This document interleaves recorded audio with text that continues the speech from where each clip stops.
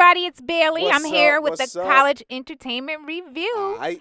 All All right, right. so I did a small little rundown, but let me really break it down for you of what's going on today on the show.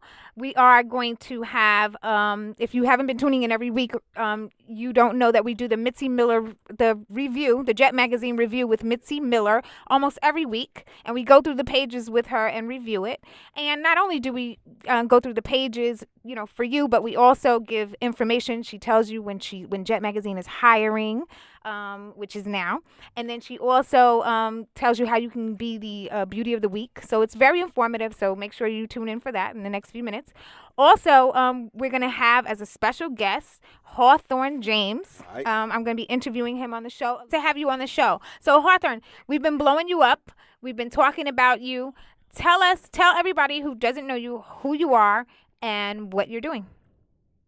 Okay, I'm an actor, and That's modest. a lot of film and television work, and including Speed, Sam the Bus Driver in Speed, Five Heartbeats, Big Red, and I've got a film I directed that's airing on TV One now called The Stick Up Kids, and just been trying to make that living. Okay, so Hawthorne, tell us, how did you break in to the acting world? When did you discover your passion, and how did you get in there? Well, it's been for quite a while, since I was a kid, actually. There was something about being on stage that I really liked, but right then I went to the university, I went to Notre Dame, and I have a bachelor's in theater from Notre Dame, and I have a master's from University of Michigan, and I was accepted into Yale and Cornell for my doctorate, but I decided I didn't want to do that. So I went to London and studied at the London Shakespeare Academy, and then moved to L.A. Taught for a couple of years at Illinois State University and then, in L.A., and then started doing theater here at a place called the Inner City Cultural Center, where I met just about everybody. It's one of the only black theaters in L.A., and C. Bernard Jackson ran it, and I mean everybody. You got Glenn Turman and Gregory Peck. You name them, they were there. Really? And I made a lot of associations there, and by doing theater, Cliff Rockmore, who directed me and produced several plays in Inner City, started doing films, and he brought me in, gave me a line in a film, that's how I got my union card. Okay, great. Doing a lot of theater. Wow. Unassuming. No, I mean, who would have thought? You have, really, I guess, paved the way in the acting industry. You've paid your dues. You've done the work. You've studied hard at some great places. How do you feel about this new emergence of reality shows? How does that impact you as an actor? And what do you feel about the whole idea and concept of reality shows? Well, it impacts all actors. There are less roles for actors for the reality show. Reality shows, I mean, that is just the world that we live in. You have to deal with it. I'm not particularly liking it. Okay. About that, but it is what it is. So therefore, it just makes you work harder and do things that you have to do in order to stay competitive. But the world changes, so you have to change with it. And speaking of being competitive, I'll be completely honest. I met you in the Hamptons a couple of weeks ago when you were out here in New York, and just your persona. You're this, you're really a big, huge guy. You have an intimidating presence, and what I thought about was, how did you avoid being pigeonholed into certain, gangster style roles or, black roles? I mean, you've been on, you started a number of different shows that you wouldn't, normally imagine someone, who looks like you would be on. So be honest with us. How is it that you, paved that way and broke through that standard? Well, it's this combination of luck and the work ethic. You have to be able to, you have to know when to say no. Okay. I don't like to be pigeonholed because I like to be able to do a lot of things.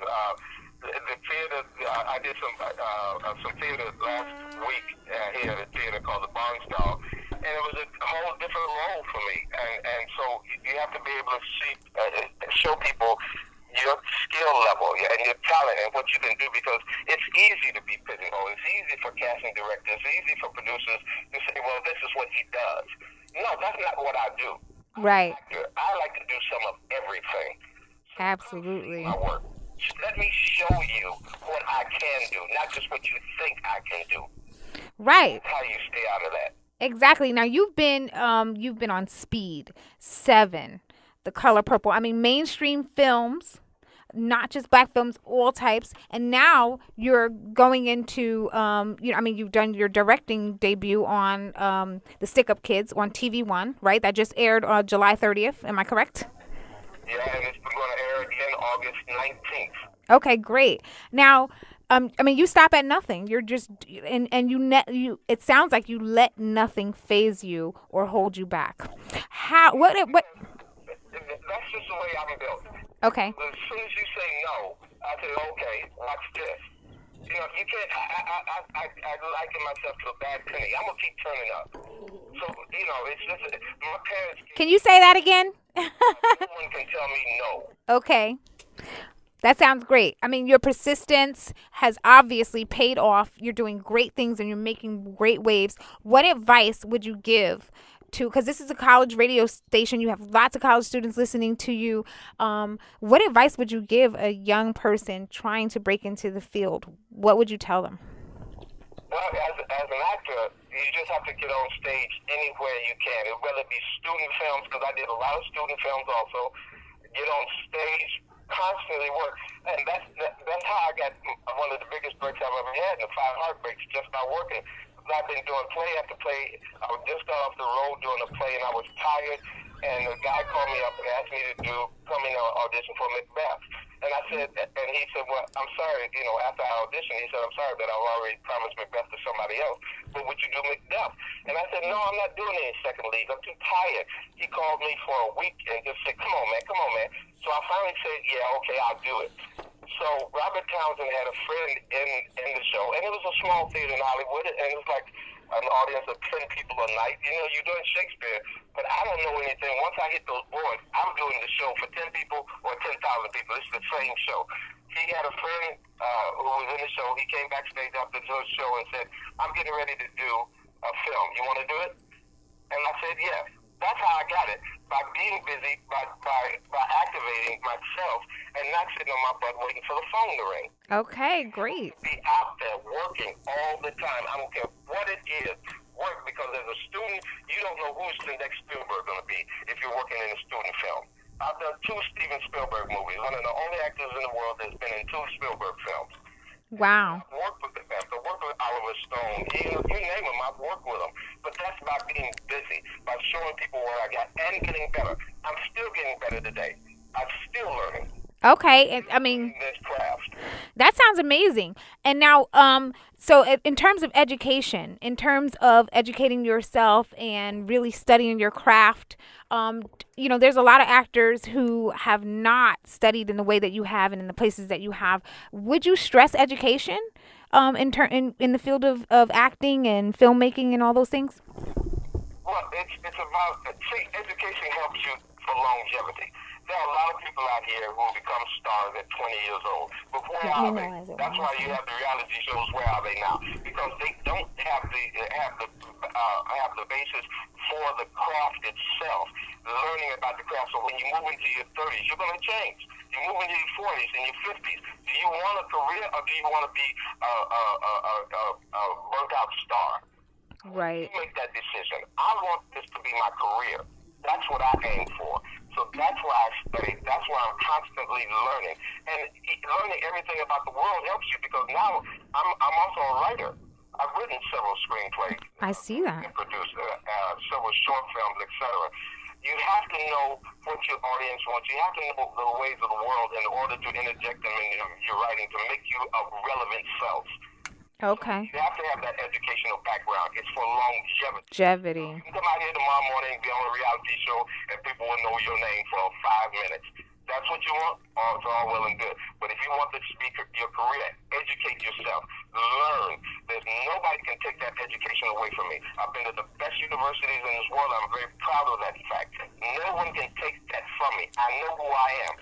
And as self, when you come to LA, you have to know self. That's why you got so many kids out here who are living on the streets or are prostituting their bodies, because they didn't know self. They thought they were going to be a star. They didn't know what they wanted. This is a rough and tough business. It's 90% business, 10% show. And if you don't understand that and don't have a foundation for when you move to this big city with these sharks, you're going to be shark bait. Wow. Okay, that's powerful, and that's so true. Now, let me ask you this. Um, there are a lot of rappers, comedians, and different people of different genres jumping in and becoming actors and taking on roles. How do you feel about that? But that's what I said about the reality show. That's a reality. Okay. That's what you have to deal with. If that's what it is, okay. I don't like it, no. But there are some smart ones. I give my hats off to Ice Cube because Mm-hmm. he not only started doing acting, he's producing. He's smart enough to know that his strength may not be in front of the camera. His strength may be behind the camera. 50 Cent is a smart businessman. He's doing his own thing. Those are the people that I respect. That's the reason I respect Tyler Perry, because he's smart enough to know, okay, you don't have to like his stuff. That's not the thing. It's respect the man, though, as a businessman and understand what he's doing. And then all I want to do is coattail on Tyler Perry. Tyler Perry's not reaching everybody. Okay. There's still an audience out there that is hungry for what I have to bring to them. So I'm just going to coattail on it.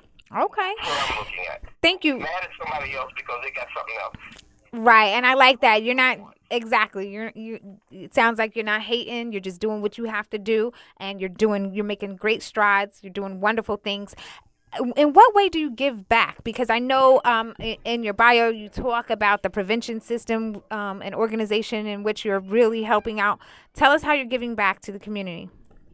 Well, that's my thing. That's something that's always been on my mind because I'm a kid from the South Side of Chicago. I grew up without a lot of things. I was fortunate enough to have my parents in my life, just about through my adult life. But it's about giving other people the same opportunity Opportunity. you have. Because you have to have somebody watching your back. On a selfish tip, I want you to come up because you can watch my back. If you're not around me, I'm out here by myself. I want you to succeed. I go to schools. I talk to kids all the time. I went to the school here in LA and spoke to kids a couple last month.